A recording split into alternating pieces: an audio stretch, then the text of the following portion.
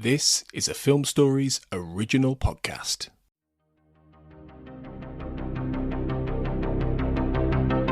This is Writers on Film, the only podcast dedicated to books on cinema.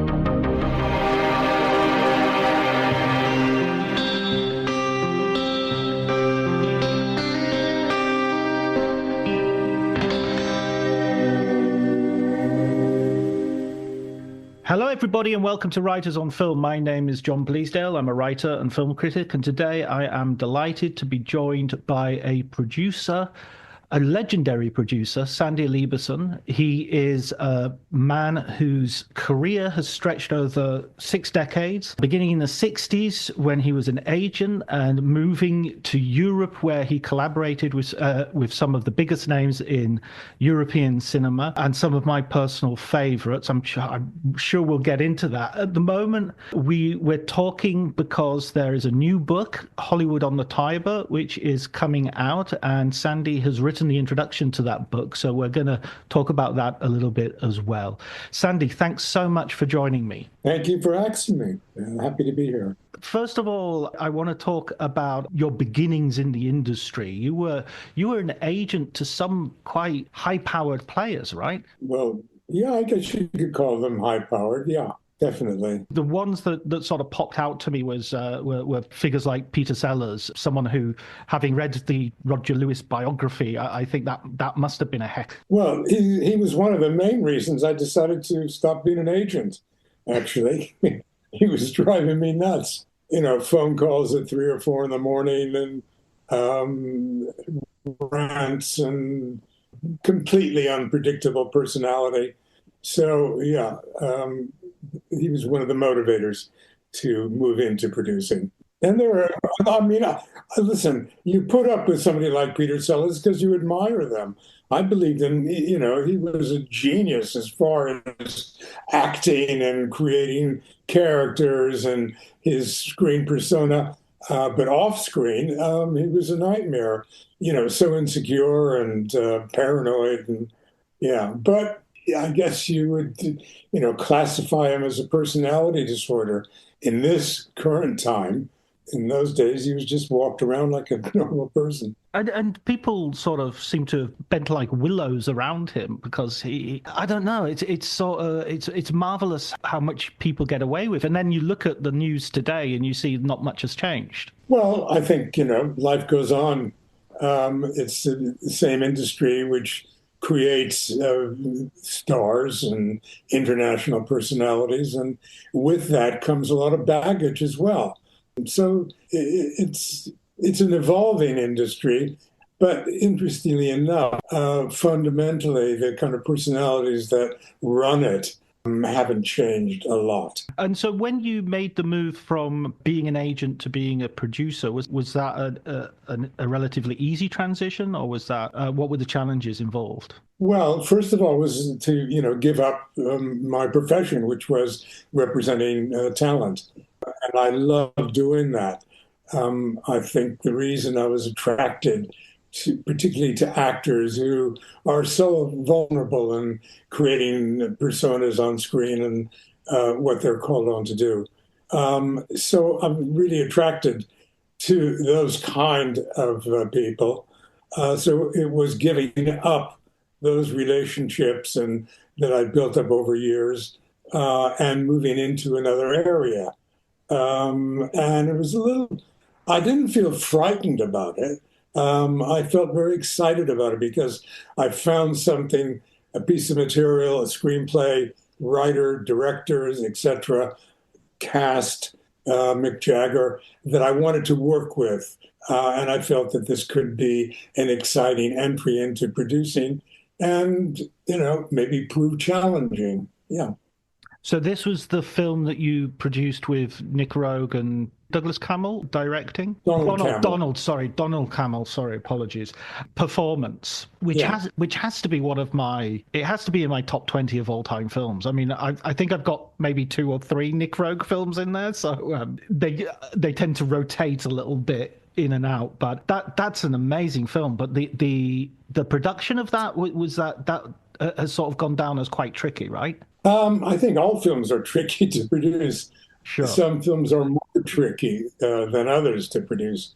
And in this, we had very strong personalities.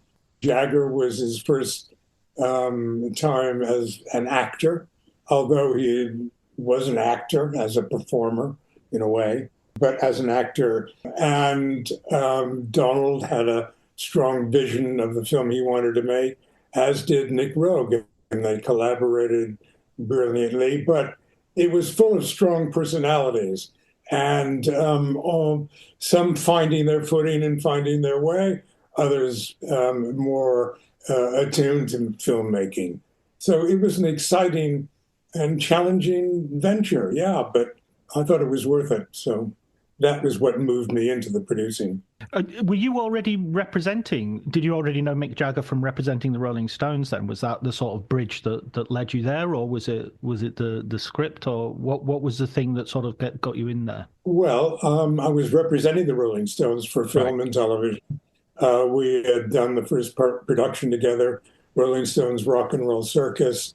Mick wanted to move into acting as well. So he and Donald met and they became good friends.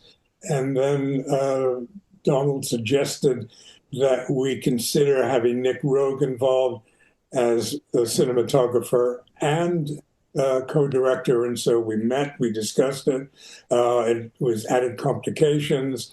Warner Brothers, of course, resisted the idea of people co-directing. Remember, this was in the 60s, before all these brother acts started co-directing sci-fi and other kinds of films.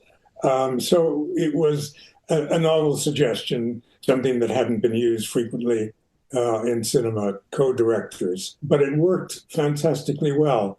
They each had their area of responsibility, but overlapped. Nick, of course, as a cinematographer, knew what he wanted to bring to the film in terms of the colors, the style, the concept of the photography. And Donald, of course, came with the actors and having written the screenplay. So it was a good and fantastic relationship, and it worked really well. So the making of it was relatively simple. It was all shot in London, all location. Maybe 5% of it might have been inside a studio for some pickups and close-ups and things like that. But otherwise, it was all location movie, all over London.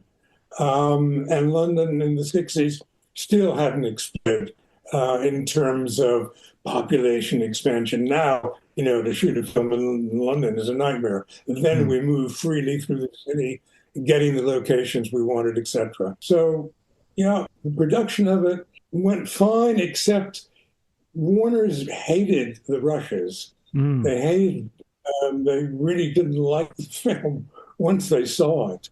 And of course, that created problems. What were they kind of expecting? Were they expecting something more sort of rock and rolly, or what was? I think they were expecting something more rock and rolly, in tune with Jagger and the Stones audience, etc. And that wasn't the concept of the movie at all. The movie was something else, quite different. Yes, it incorporated rock and roll and the real use of music in the film, but nonetheless, it wasn't a rock and roll movie. Yeah, it's such a great movie to watch because I think it feels like it's one of those 60s movies that it's not, those 60s movies can feel very, very dated, and yet this feels like it speaks to the 80s and the 70s and the 60s as well. You have a sort of punkish character in there with James Fox's gangster, and it transcends its moment. Yeah, I think what we did with performances in terms of being more experimental, certainly in English language cinema, of being more experimental in terms of storytelling and stylistically approaching what a film is going to be like.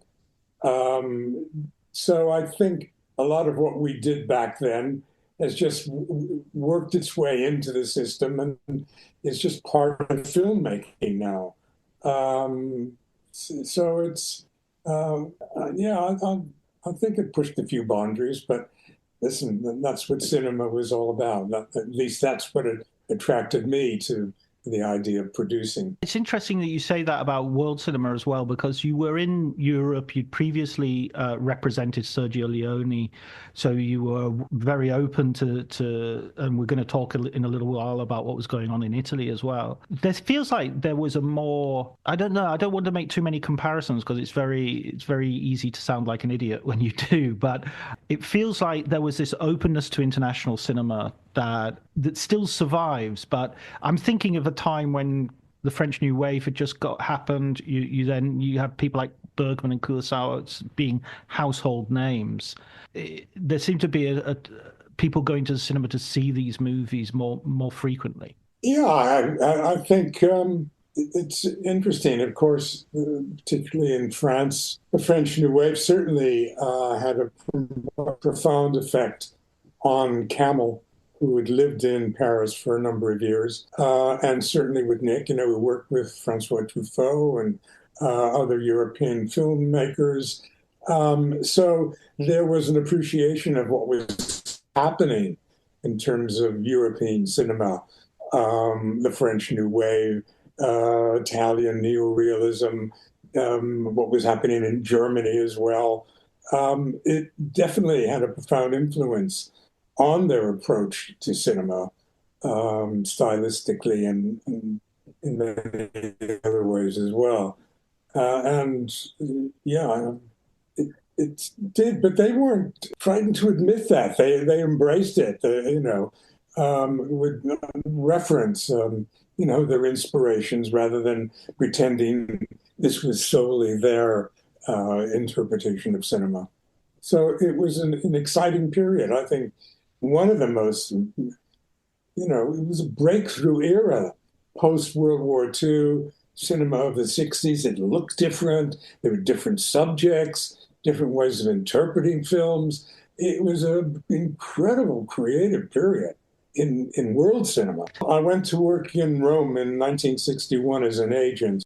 I worked in Hollywood as an agent, and the company I worked with, a man called Phil Gersh, who brilliant guy, and he represented most of the Hollywood blacklisted, communist writers and directors and actors. And so a lot of our business was being done in Europe because that's where they worked. But it wasn't only, blacklisted people, and Robert Wise and directors like that, Phil Carlson. And so I came in contact with one of the agencies in Rome that we work with, Kaufman and Lerner, two Americans who had opened the agency in the 50s, I guess.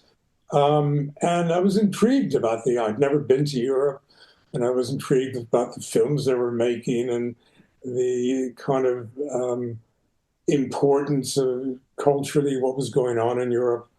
And so I asked them for a job working in Rome, and they said yes. And I talked it over with Phil Gersh, and he said he was happy, and it meant I could continue representing those clients in Europe for them. And it was, a real adventure.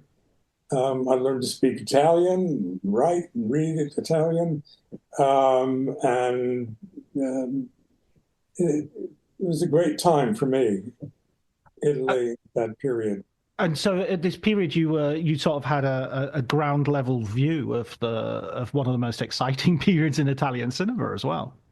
Yeah, yes, it was. When you're working with Fellini and Visconti and Bertolucci and people of that caliber, as well as the great comedians, Alberto Sordi and people like that. So Italian cinema wasn't just one kind of cinema. It wasn't only that period. It also used the more popular aspects of cinema as well, too. So it was a combination of the two things, and they coexisted together. I really loved. I recently watched The White Sheik with a Fellini film with Alberto Sordi. Has a relatively small part, it has to be said, but it's just I do like the Fellini films like I Vitelloni and The White Sheik, which have that sort of comic popular element to them. Yeah, and part of it was a satire of society and of certain personalities, and Fellini was always doing that.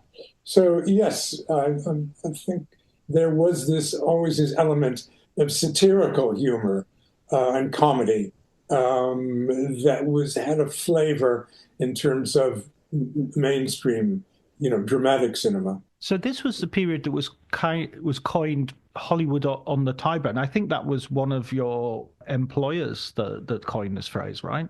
Yeah, Hank Kaufman and Gene Lerner, these are the two Americans that I referred to who started the agency, and they wrote the book together. They stopped being agents in I would say the mid 60s. They gave it up. They were older people then, and they didn't want to continue. But they collaborated on this book, which was a picture of what Italy and what international cinema was all about, and what the personalities involved, etc. Not just their clients, but the creative community in Rome. And there was a huge influx of American and British and European talent into Rome. It was a very international kind of cinema. They were very good co-producers of cinema. So it was a glorious period for Italian cinema. And I was lucky to be there and be part of it and see it happening. And it would also expose me to a different way of working. I think American cinema is a much more industrialized process. And I think that's the heritage of the major studios, Warner Brothers and MGM and 20th Century Fox. They worked in a very hierarchical way and a very industrial way. And the Italian cinema in particular was a much looser kind of cinema. First of all, the idea of collaboration existed on all levels. Fellini would always work with two or three writers. He would work with the same cinematographer for many films, but then others as well. And so there was this cross-fertilization of collaboration on every level. And you think that these are genius filmmakers and they must be so autocratic and dogmatic about the vision they have for making their film. But it wasn't in that. There was a sense of collaboration between the writers, the directors, and even the producers got a little look in. So I love that process. And that wasn't what, Hollywood was built on. As I say, it was it's an industry and do things in a much more sort of formulaic way. This is what was exciting about Italian cinema. Who were you sort of most excited to be working with, sort of on a sort of close up to have a proper view of them working? I mean, who were we representing? Yeah, who were you getting close to and were able to sort of see in the process of making films and have that opportunity to see them close up? I was lucky enough to get to work with all of them in the sense that I was an agent representing talent that these filmmakers wanted to, one example was Susan Strasberg, that Giulio Pontecorvo was making a film about the first film about what life inside a concentration camp was from the perspective of somebody called Capo, K-A-P-O. And that was the word that was used to describe. They had Jewish capos that actually had to carry out the work for the Nazis. And so this was from the capo's perspective. and his fascination with this young Jewish prisoner in the concentration camp. He wanted Susan Strasberg for the role. And Hank Kaufman got on a plane, went to New York, got a hold of Strasberg, had to speak to her father, and agreed to do it. And she was in the film and was absolutely brilliant. So the agents played, a really important part in Italian development of international Italian cinema. And then, of course, you had the De Laurentises and Carlo Ponti and people like that who became international producers as well. So it was very open to that. It's a really interesting period as well for the fact that you'd have Italian directors making films and getting stars from Hollywood in. And I mean, obviously, one of the most obvious examples of that is Sergio Leone getting Clint Eastwood to come and star in these westerns that he was making while he was on a break from Rawhide. So that sort of cross-pollination isn't quite as doesn't work quite. I mean, I suppose you get people like Yorgos Lanthimos making English language films now, but it's not quite the same thing as going to Rome and filming, or in the case of Leone, going to Spain and filming these movies. It doesn't seem there's that same movement happening. Well, yes, but you have to remember that the reason you went to Spain was to get a Western look. Yes, true. Yeah, so it was, but of course it was also a Spanish co-production, and the Italian film industry was built on co-productions. So you had these American Westerns being shot in Spain by an Italian director and production company. That is an interesting combination. I mean, Marisol the Mexican is played by a German actress as well, I think, if I remember rightly. Yes, yeah. Precisely. So, yeah, the casting was exciting. It was international, and you could, also you have to remember that films were dubbed in that era, so that the American movies, when they came to Italy, they weren't seen in the American language version. They were seen as dubbed into Italian, and that persisted right up until, I don't know, a decade ago, really. Oh no, still today. I live in Italy, and I can go and see the original language version of a film on a Monday at my local cinema, but other than that, it's all dubbed. Well, my local Italian cinema plays dubbed movies as well. Yeah. Where are you based? Where are you based now, Sandy? Sorry. Where are you based now? Are you in Rome? I've had a house in Italy for a long time in Piemonte area, not far from Torino, about an hour's drive. Oh, wonderful city! I love Torino. Love Great. it. Amazing to have discovered it.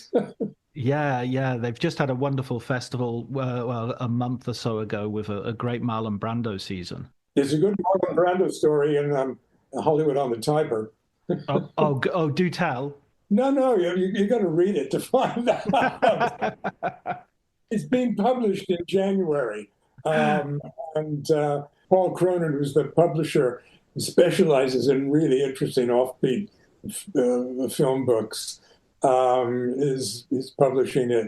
So it's coming out. It'll be illustrated with some great photos. And I think very, very funny, very exciting, and very revealing. I thought one of the most poignant moments I'd ever experienced was Anna Mignotti wanted to meet Ava Gardner. She admired her for years and was just struck by her beauty. And the meeting of the two actresses, which is captured by Hank and Jean, because they were there, they organized it.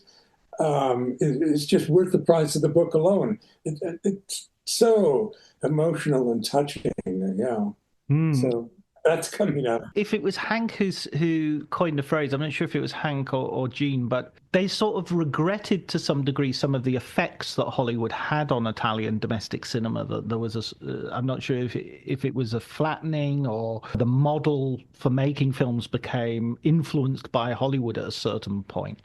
Do you agree with that, or do you think that was maybe, I don't know, overstating the case? I think it's an evolution. I think it's an evolutionary process. And I think they felt so strongly about Italian and European cinema, its independence, its integrity, its bravery in terms of subject matter and all of that.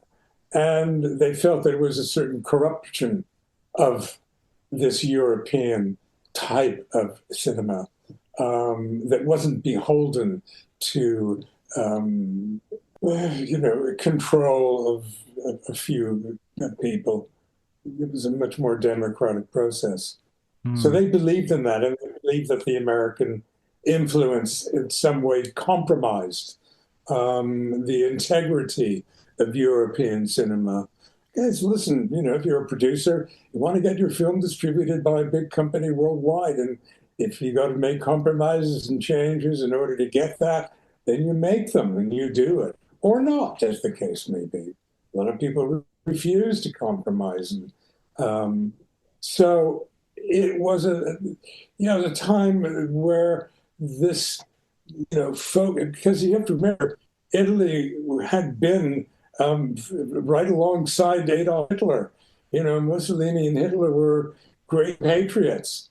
And so Italy had to, in some way, absolve itself from the extermination camps and all of this horror of World War II. And one of the ways was becoming a communist. And so there was this incredible upsurge of the Communist Party in Italy. It scared the hell out of the United States. They said, there's books have been written about it now, but they've sent CIA agents to Italy to, in some way, subvert the Italian government so it didn't go communist. It was a fascinating period.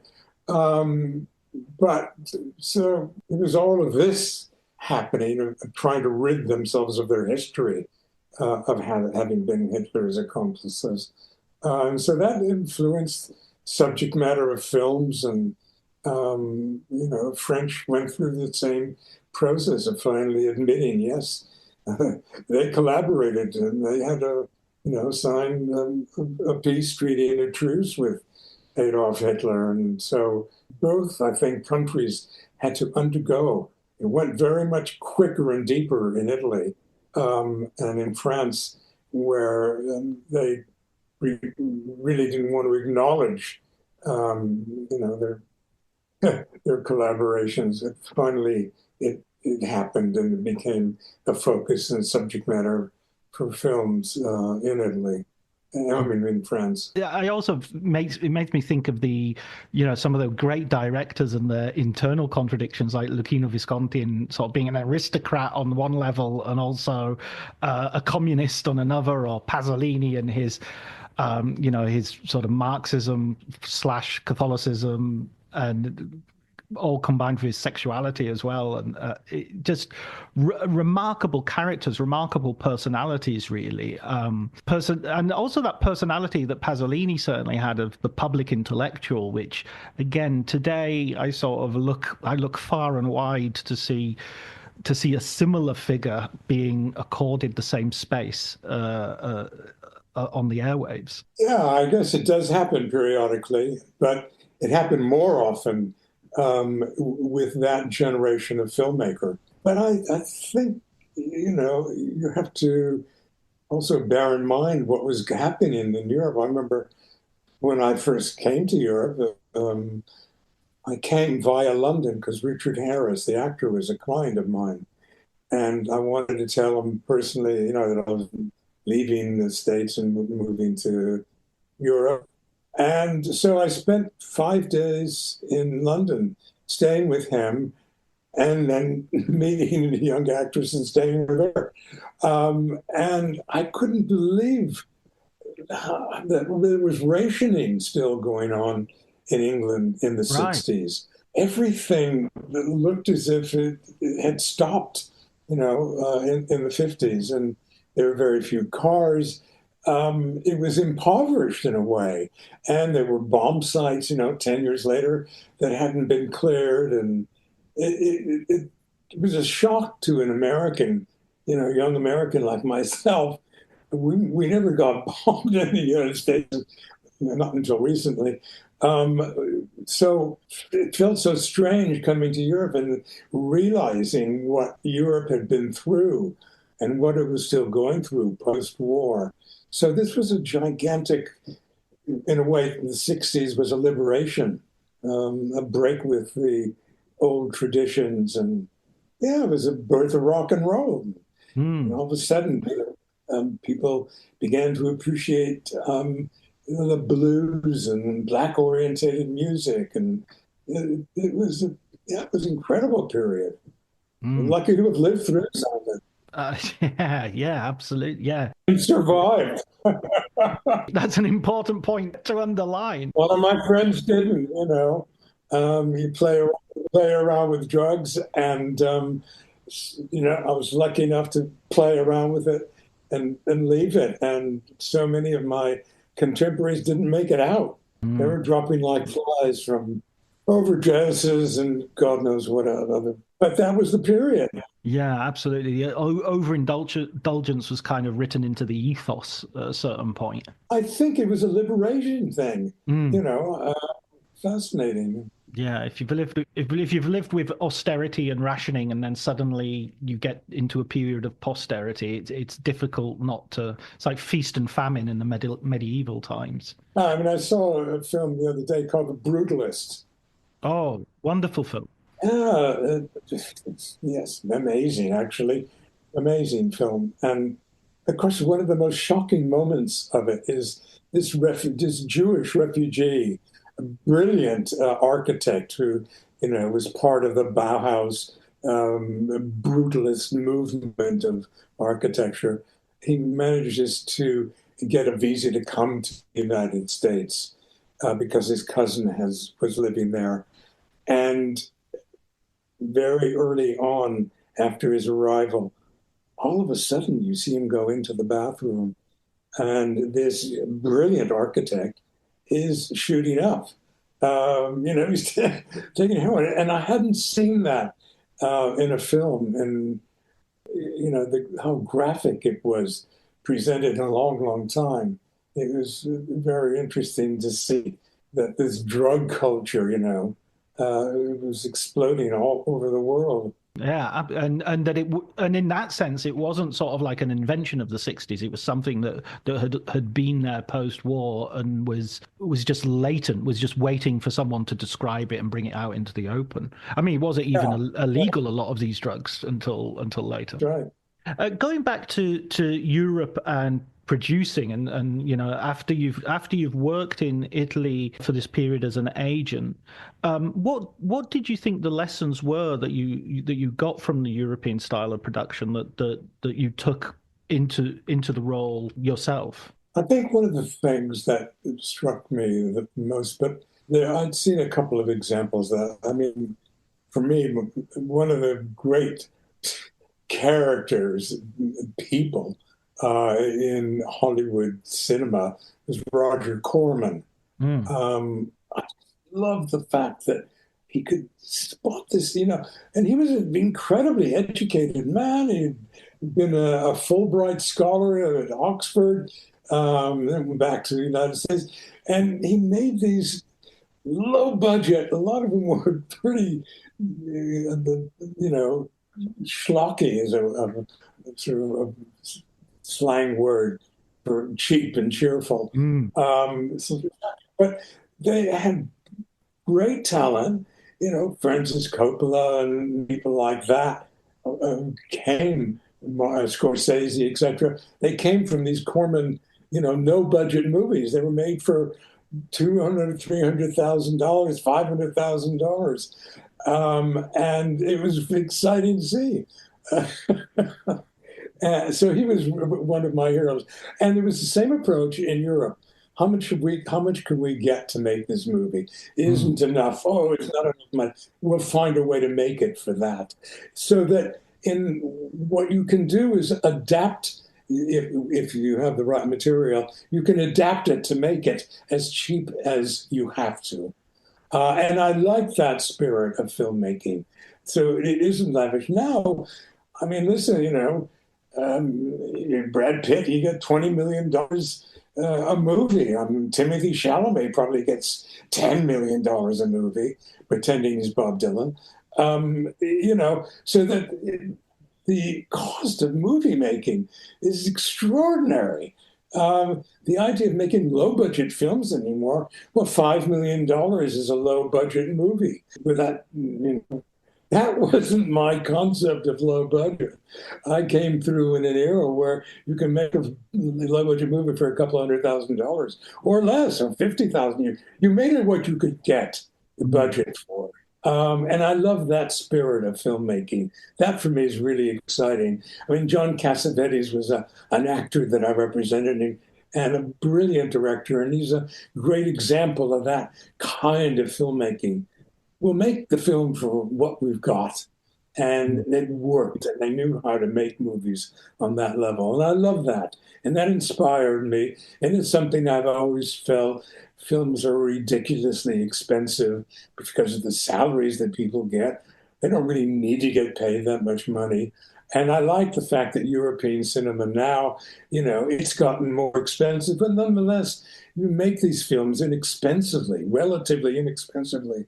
And they, The Brutalist, I'm told, I believe it was made for $10 million. Yeah, Jesus, that's incredible. When you see what the bloated American movies look like these days, overloaded with bullshit, and to see a movie like that made for $10 million, man, that's imagination. There's a filmmaker with imagination. Yeah, absolutely. I went to see, because at Fox, I commissioned the Nosferatu, Werner Herzog's movie. And there's an interesting story behind that, I'll tell you. And I loved it. It was made inexpensively. It was a European film. And then I saw Robert Eggers, who I think is a brilliant director. And I saw his version of Nosferatu. And it had a lot more production value than Werner Herzog's version, but it didn't have the edginess of Herzog. The Herzog version in the casting was so brilliantly cast that and Eggers' version didn't have that. So it looked wonderful, but it never in some ways delivered in terms of the performances, and I don't know. Yeah, I love that. I love the Herzog. Yeah, me too. Absolutely brilliant. I mean, you've got Kinski, you've got Bruno Ganz, Isabella Allende, and you've got those mountains and the Wagner, and it's just it's a real elemental cinema. You've got a sense of, there's a real power to it, and as you say, like that sense of danger that's there. I haven't seen the Robert Eggers yet, so I can't possibly comment on that. But it's good. It's a good film, well made, but it didn't have that, for me, that one magical ingredient. Klaus Kinski just became Dracula. He wasn't an actor, and that was his, the beauty of those relationship. You saw that. So it was interesting. And the story I wanted to tell you, so we made Werner Herzog's Nosferatu.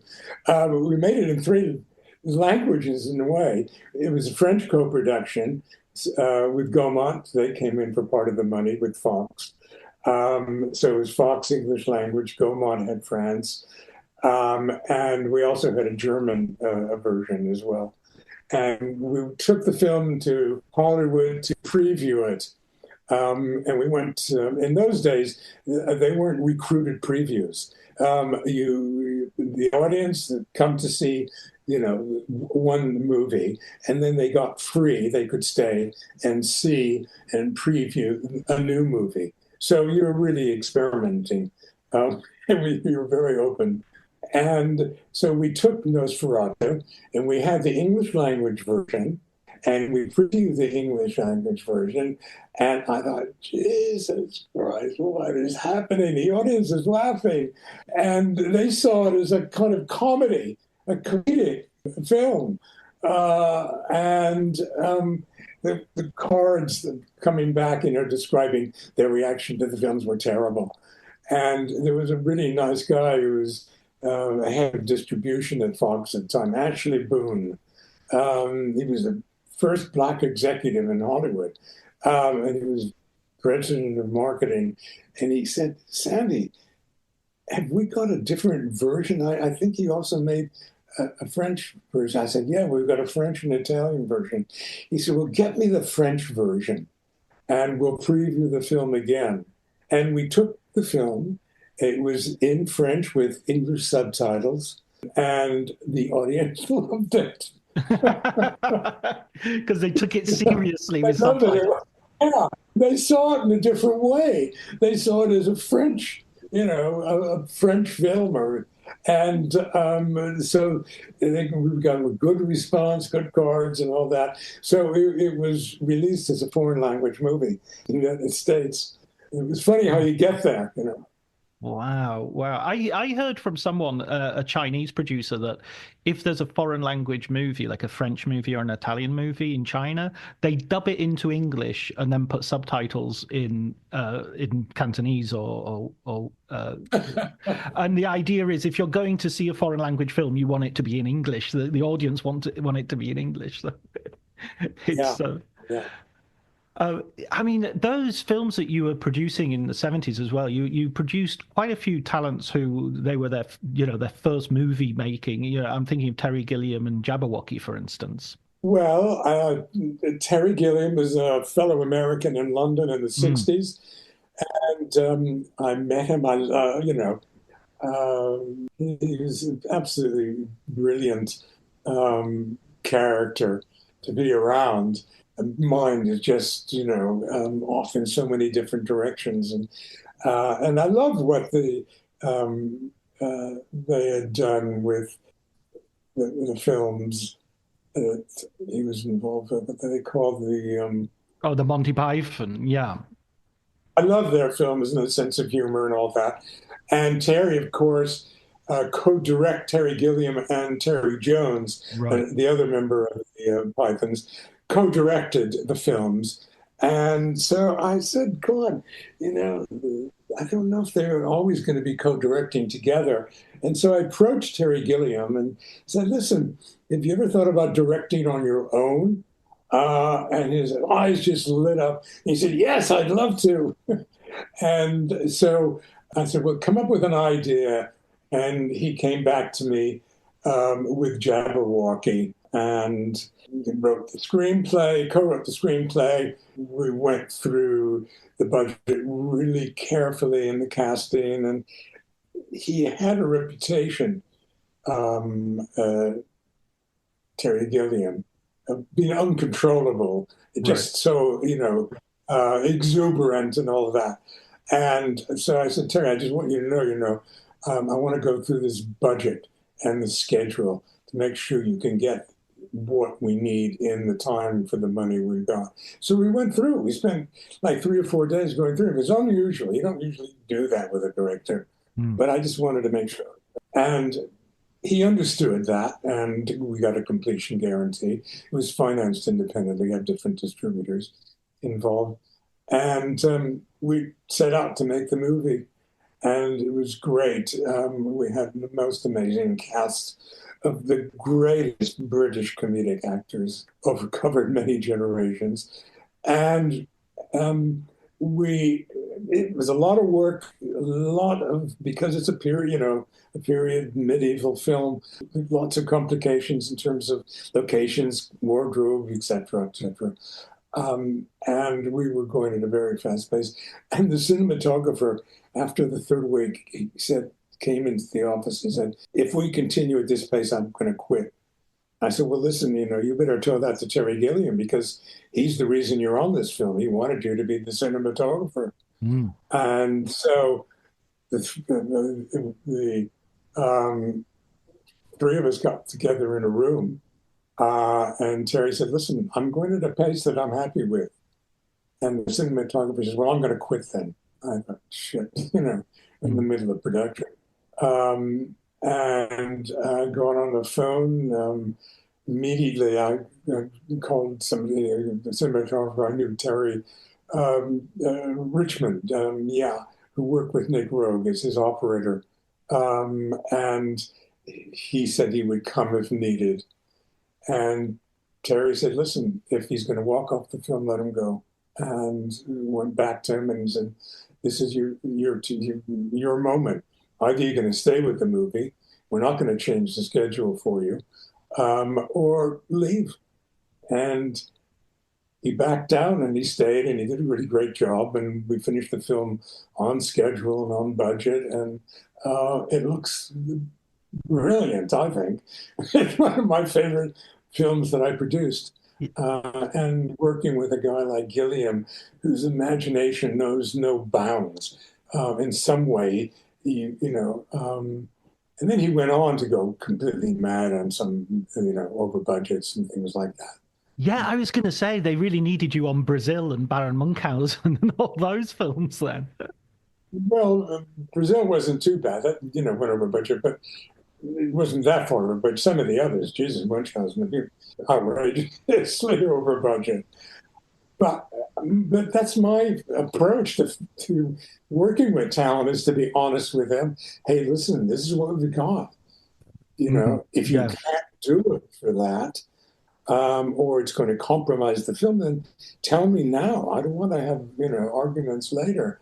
And I like to go through the script with the director to actually go through it page by page, scene by scene, and say, hey, what do you feel about this? We've got a lot to cover in this day.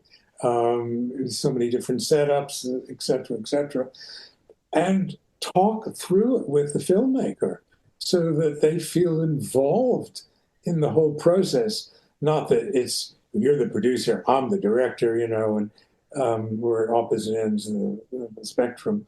No, I want it to be more of a collaboration so that they understand the constraints of what schedules and budgets mean. And I have to be assured that it's not going to compromise the film, etc. So I like that involvement and like that working relationship with the filmmaker. And it's worked for me as a producer. When I worked at 20th Century Fox or Lad Company, Warner Brothers, etc., it's a different story. You're working for the major companies, and if you come in with that sort of approach to filmmaking, you're going to be at odds with management, who say, no, you got to pay these people this, you got to do that, you have to spend that amount of money. So in a way, you lose control of the film.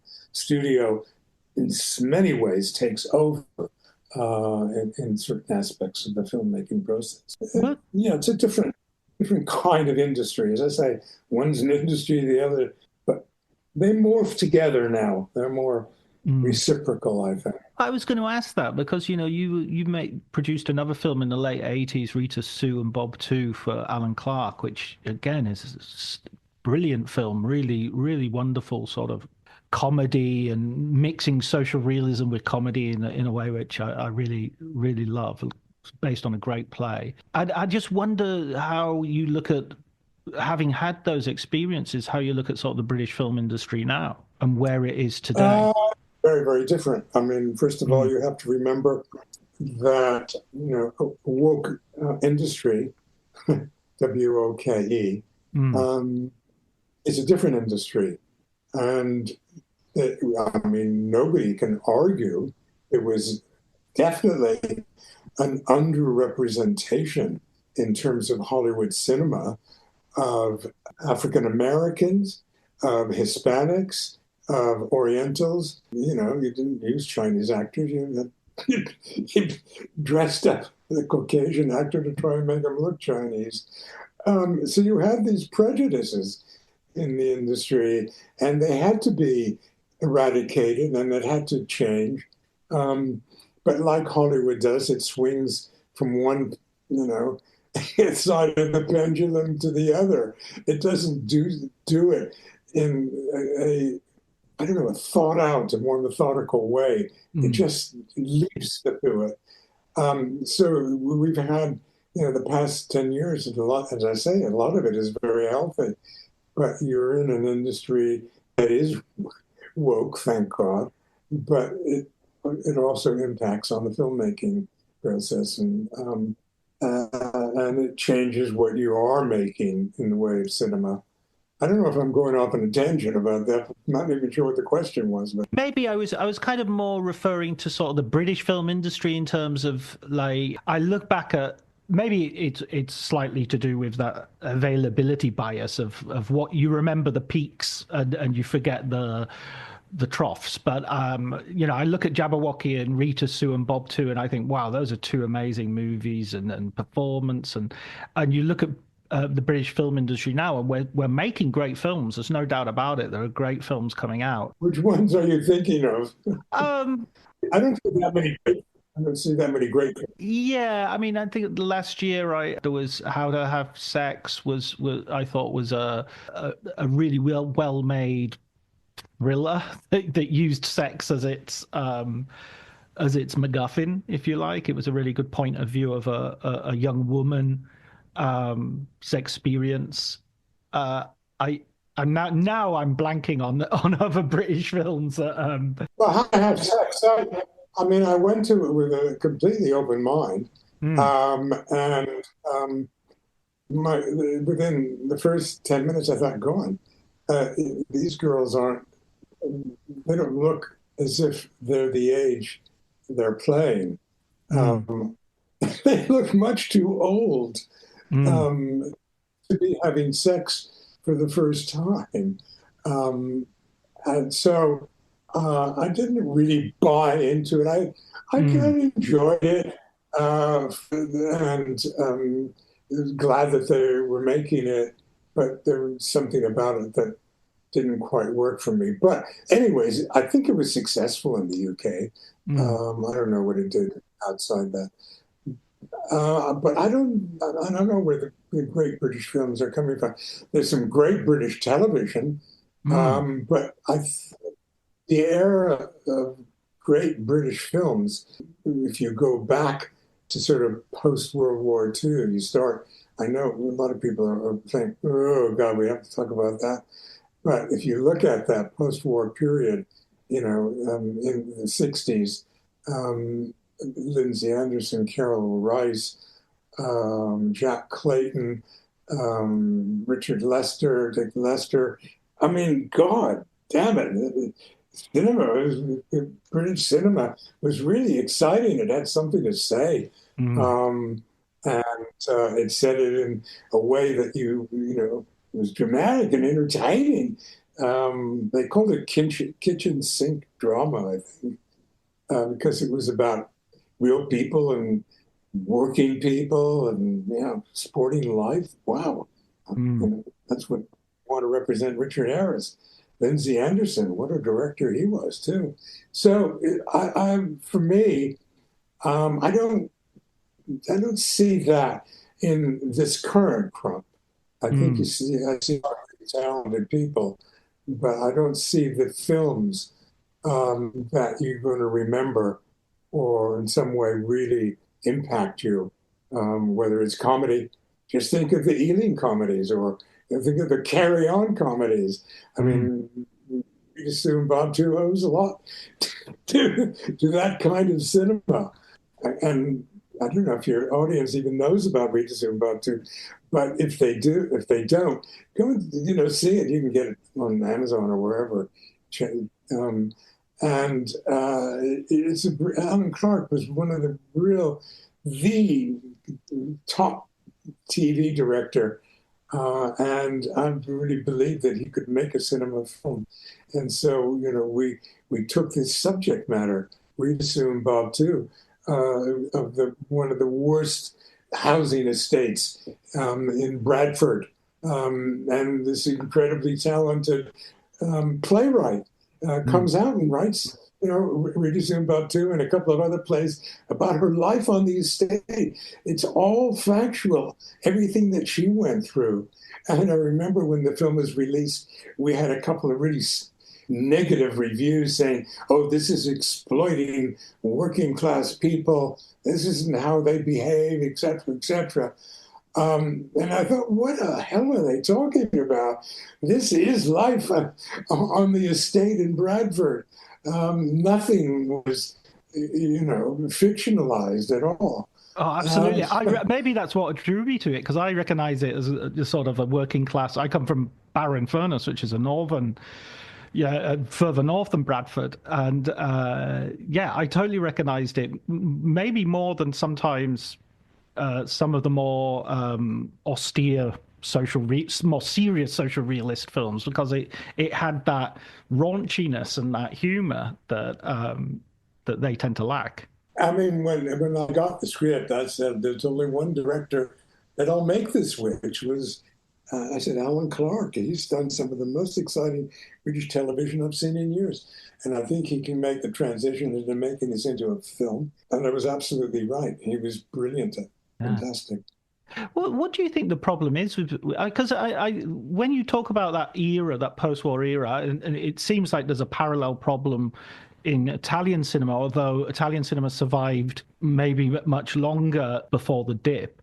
Is it? I mean, I tend to look at British cinema and there seems to be a lot of great debut films, and then the support drops off for this. Everybody's looking for the great new talent, and then once that arrives, it's like, now you're on your own. It doesn't. I'm not sure if there's is it an infrastructure problem? Is it the talent just isn't there? What's going on? Well, when I went for public funding, when I started producing, in a lot of the films that I did in partnership with David Putnam, we produced with government funding.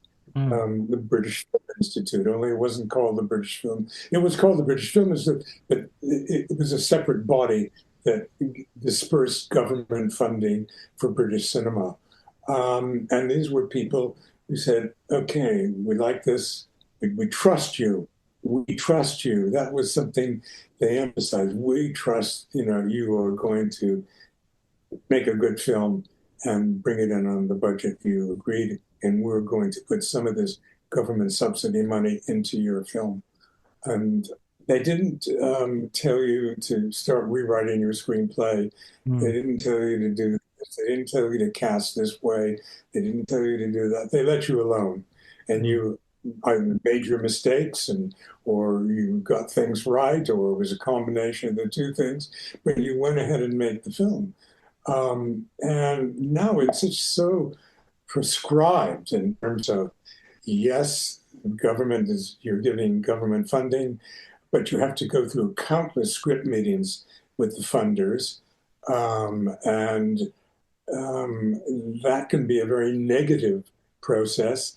It's very ageist. So very rarely does anybody, of 50 years old actually get any funding. I think Mike Lee is probably the last person to get government funding in his, I guess, early 70s. So it's changed. It's changed its perspective about how funding is distributed and who is distributed to. So you must fulfill a commitment to have, over half of your films have to be made by a gender orientated decision on director. That means that half of the films made have to be made by female directors, which in some ways is a very good thing, and redressing an imbalance that existed. But it's gone so far the other way, so that decisions are made about casting and all that in order to fulfill the gender and social requirements. And in some cases, that's a good thing, a very good thing, because you're giving opportunity to actors and filmmakers before who didn't have the opportunity. But it's gone so far the other way that How to Have Sex can be the best British film of the year. Well, that says something about the year and British cinema. Not that How to Have Sex is a bad film. I'm not saying that. But if that's the best film, what the hell's going on? You know, it's some misreading of, this funding and filmmaking process. Yeah, and it feels a little bit like British cinema has become like almost purely art house cinema as well, in the sense that it will be put in the same screens as the latest French film, or Anatomy of a Fall or something like that, versus Hollywood, rather than. I read a statistic. I'm not sure if it's true or not, but it's a statistic, so it must be, that like more than half of tickets sold in Italy at cinemas are for domestic films. That people go and see more Italian films than they go. And I think it's by a slim margin. I think it's like 52% are Italian films and the rest are Hollywood films. And that. I don't think Britain's anywhere near that. I don't think most countries are anywhere near that. I think you're absolutely right. That's a healthy statistic, and it shows you the strength of Italian language and Italian language films. In some ways, Italians are very provincial in the sense that the only language they speak is Italian. In many other European countries, people are multilingual. But that isn't the only reason they're going to see those films. Italian cinema goers are pretty adventurous. I mean, they want to see what are considered art house films. And these are films that are widely distributed to the public. They aren't just in one or two cinemas. So I think the cinema audience in Italy is a much more vibrant audience. And they respond to Italian language cinema very strongly. Yeah, I want to say, the big budget Hollywood movies, and the more interesting Hollywood movies too. But they love their own films in their own language. That's a healthy thing, I think. Yeah, I think it's that thing of they like to recognize what the streets look like. They like to recognize what the interactions look like. They have their own sense of humor. It doesn't necessarily translate to quality. As Cinema Panettone will attest, there's plenty of terrible Italian sex comedies that still do very, very well at the box office. But it is a sign that they get to see. It's like the Italians still have their carry-on films and Britain doesn't. And that's as much as the carry-on films weren't necessarily all that good. There's they served a really good function. They made you laugh. no matter what class you were, that was a great thing. We went to see these carry-on movies, and there would be the English upper class sitting side by side with the British working class enjoying, these romps. Yeah. That was wonderful. The carry-on films, I thought. Yeah, that's the Roger Corman in you, because you love how they made how cheaply they were made. There was a brilliant story about how the Carry On films often followed Richard Burton and Elizabeth Taylor around and basically made films based on their costumes. So they made Carry On Cleo with Sid James wearing Richard Burton's costume, and they made Carry On Don't Lose Your Head with Anne of a Thousand Days, Richard Burton's costume. And it's just like, that's how they saved money, was Richard Burton cast-offs. Well, I've got to be honest with you. That's how we made Jabberwocky. We got one of our major sets, was a standing set that had just been used in another film at Shepperton Studios, and we negotiated with the film producers and the studio, and so we used their sets in What was Jabberwock. the film? What was the I forgot the name of it. Sorry, but it was a period film, obviously. Hmm. And so we used a lot of their sets, which I love that idea. I'm like, God, we've got these, people have spent hundreds of thousands of pounds on these sets, and we can get them for £10,000. Isn't that great? Rather than thinking I've got to, build everything from scratch. No, and Terry Gilliam was like that as well. He loved that. Oh yeah, let's cannibalize that and use that to incorporate film. Absolutely. I love that kind of filmmaking. I don't know. I'm sort of an anarchist at heart.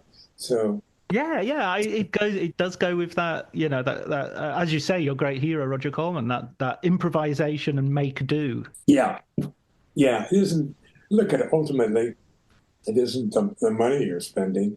It's the people are coming to see. They're coming to be able to laugh or cry or get angry or whatever at films, and so what they want. Well, listen, but do it in an interesting way. Absolutely. Well, listen, Sandy, can you remind us of the book and the book that's coming out in January, Hollywood on the Tiber? Yeah, Hollywood on the Tiber. What it does, it isn't just about the clients, the actors and the directors that we represented at the Kaufman and Lerner agency, but it's Hank Kaufman and Jean Lerner. They give you an incredible picture of what Rome was like. You've got to remember, this is the Rome of Fellini. This is the Rome of Visconti, and the dramas that went on, the sexual scandals that went on, because I came from L.A. and everything was homosexuality. If you were gay, nobody ever admitted it. Your career would be over. There was no drug taking. Yes, there was a lot of drug taking, but you had to pretend you didn't. It was all open in Rome at that period. It's captured in this book. They're so honest and open about what is going on with these fabulous, you have to remember, there's a most amazing description of the meeting between Fellini and Anita Ekberg for 8.5 La Dolce Vita. La Dolce Vita, yeah. Yeah, and it's just hilarious, the meeting. He had to convince her and beg her to be in the film. It's full of these kind of stories, but it's also a very intelligent book because Hank and Jean were intelligent. Jean was a real intellectual and a writer himself. And so there is a real storytelling in the book about Rome, about the period, about the people, not just Italian, but whether it was Andalone and Romy Schneider or whoever, it's European cinema, but it's based in Rome, of course. And when I first read it before it was published, I thought, God, they really captured it in this book. And so now, finally, it is going to be published in English I believe it's January. And, I think it's great. I love them. Excellent. I can't wait to read it. I know Paul Cronin has sent me a copy. It's currently winging its way across the Brexit divide which is not as easy as it used to be to get to Italy. But anyway, it's on its way. So I can't wait to read it, and I will give a little review of it when it does arrive. But I really wanted to thank you, Sandy, for agreeing to talk to me. It's been a really fun conversation. My pleasure. Thank you for asking.